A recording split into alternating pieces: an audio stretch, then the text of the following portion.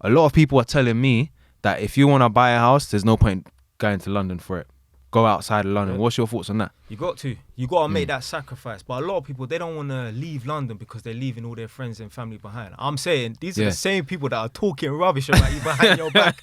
Yeah, and you're going to stay loyal to them. The same people who, if you tell them that you want to start a podcast or you want to be a rapper or you want to be a YouTuber or an actor, they're going to tell you, what's the point of doing that, man? There's so much people on Netflix or everyone's starting a podcast. It's that defeatist mentality kind of thing. Exactly. And you're going to stay loyal to people that are going to crush your dreams and tell you to not do what you want to do. Nah, man, move out. And also, people think like London is, it's, even if you move outside of London, you can still go back. Exactly. You can go back. You're not leaving forever. You're not exempt from being in London. Yeah. There's no there's no bans or anything. It's not Asball you got.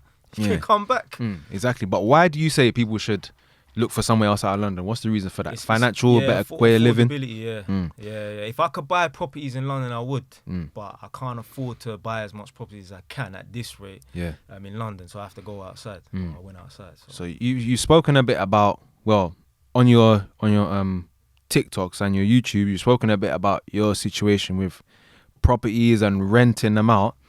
Would you say like people should look to buy the property and then rent it out?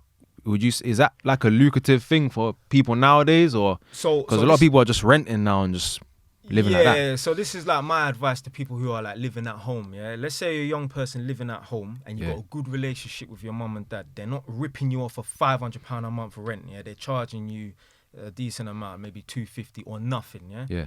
Then don't buy a property to live in.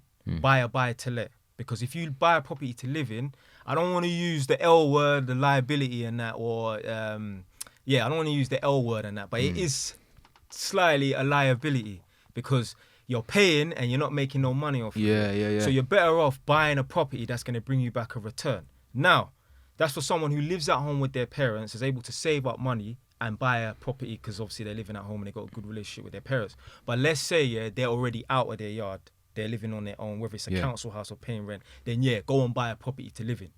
But if you're living at your mum's house or mum and dad's house and you've got a good relationship, then stay at home as long as possible and just buy to let properties so you can make money off of it. But if you're paying rent to a landlord, whether it's Housing Association or Mr. Joe Blogs, then buy your own house. Because at the end of the day, you're investing into someone else's property. Yeah, it's true. That money's going down a drain. That money's rent money's going down the drain whatsoever.